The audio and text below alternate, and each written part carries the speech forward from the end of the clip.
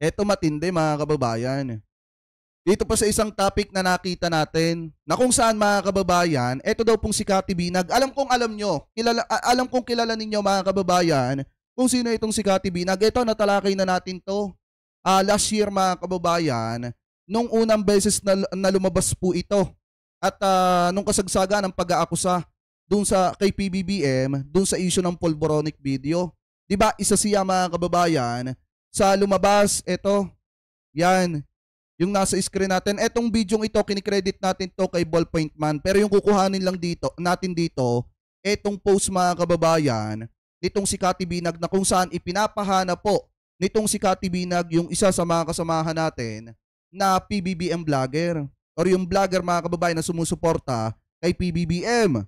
Ano po, at saka sa gobyerno nitong si PBBM. So sabi dito mga kababayan, sa post nitong si Kati Binag, Garcia, ayan, Garcia pala ang apelyido. Is he related to the Garcia of Davao? Patanong po yan. Which if I'm not mistaken, related to the Nograles. If hindi daw siya nagkakamali mga kababayan, ito daw pong si Kent Garcia, related daw po ito sa mga Nograles. So sabi pa dito, siya ang nagsasabi na pokpok ako at kabit ng mga politician. So pakicheck nga po sa Davao, if taga dyan siya. Kent Garcia name, hinahanap ko po kasi siya. Talagang kasi hinahamon ako ng demandahan. At sa sampalan, pagkatapos niyang mag-vlog, sabihin na Queen of Kabit ako. Sinabihan daw nitong si Kent Garcia mga kababayan, na reyna daw po ng mga kabit, etong si Kati Binag. Alam niyo mga kababayan, etong isyong to hindi na to bago. Kasi natalakay na natin to mga kababayan last year. Kaya nga kung makikita nyo, may mga pumutok pa nga dati na pangalan mga kababayan. Katulad nung si Florendo. Nakalimutan ko na lang yung pangalan mga kababayan. And then katulad din nung si letter M. Na kung saan mga kababayan, nai-connect po sa kanya. Hindi ko nababanggitin yung pangalan mga kababayan. Pero yun yung mga lumalabas na pangalan ng mga politician mga kababayan at mga negosyante na nakukonekta dito kay Kati Binag. Kaya nga ito mga kababayan, di ba nung lumabas ito, etong si Kati Binag na ito, nung lumabas ito nung kasagsaga na inaakusahan etong si PBBM about do sa Polboronic video, na saktong lumabas yung video, mga kababayan, ng Polboronic na ibinibintang nila kay PBBM, na edited naman mga kababayan, biglang lumabas etong si Amigo ng Bayan. Si Amigo ng Bayan mga kababayan, siya yung vlogger na pinastlang dyan po sa may Davao. Ano po, nito lang, natalakay natin kahapon yan.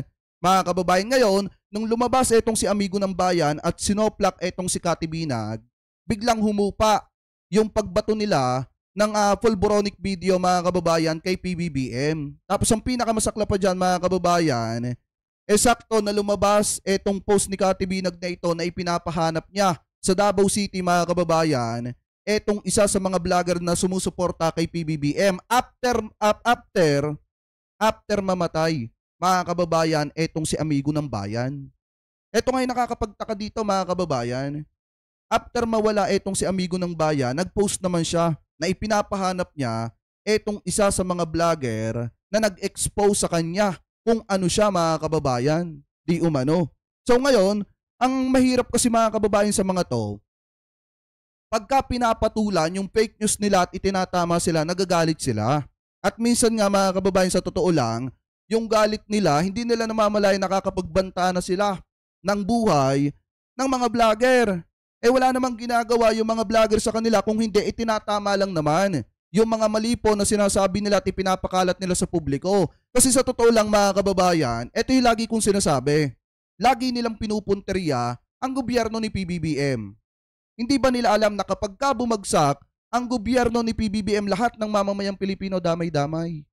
Lahat ng mamamayang Pilipino apektado mga kababayan. Kasi ang problema sa mga to, ang iniisip nila mga kababayan, dito kay Kati Binag, hindi po itong lalaki itong lalaki si Ballpoint Man, kasamahan po natin yan. Ang problema mga kababayan, dito kay Kati Binag, ang iniisip nyo kasi sarili nyo lang. Hindi nyo iniisip ang taong bayan. Dahil kung iniisip ninyo ang taong bayan, susuportahan ninyo ang gobyerno ni PBBM. Kasi pag bumagsak ang gobyerno ni PBBM, lahat ng mamamayang Pilipino dito sa Pilipinas, damay, apektadong malaki. Buti baga mga kababayan, kung yung papalit, mas matalino pa kay PBBM. Alam naman nating lahat mga kababayan, na yung possible na papalit kay PBBM sa pagka-presidente kung sakali na mapabagsak nila si PBBM, wala din namang alam. Diba mga kababayan? Wala din namang utak o wala akong pinapangalanan. Pero alam naman natin mga kababayan na yung tao na papalit kay PBBM, kung sakali na, na mapabagsak nila si PBBM, wala ding utak, wala ding alam. Simpleng pagpapaliwanag nga hindi maipaliwanag kung saan napunta ang pera ng mamamayan. Yun pa kayang pamunuan ang bansang Pilipinas? Sa tingin nyo kaya yan ng tao na gusto nilang ipalit kay PBBM? Tapos kapag ka sinoplak, kapag ka itinama yung mali po nila, yung iba magbabanta, katulad nitong si Dado, na dapat daw yung mga vlogger ni PBBM, ipatumba na, ipapatay na mga kababayan. So hindi na rin naalalayo mga kababayan na baka sila yung nasa sa likod ng pagpapatumba kay amigo ng bayan. Doon sa isa sa mga kasamahan po natin na vlogger na sumusuporta kay PBBM.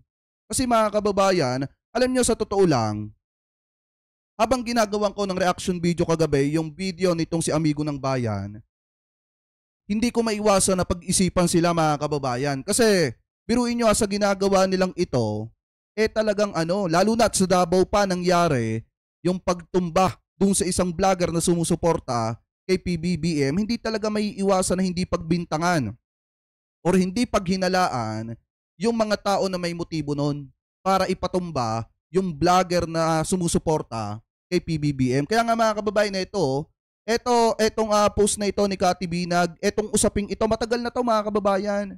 Last year napapag-usapan na po natin ito nung pumutok yung issue ng Polboronic video na edited na ipinakalat nila mga kababayan. Usapin na po yan na etong si Kati Binag di umano nauugnay dun sa isang politician mga kababayan na magaling sa ganon,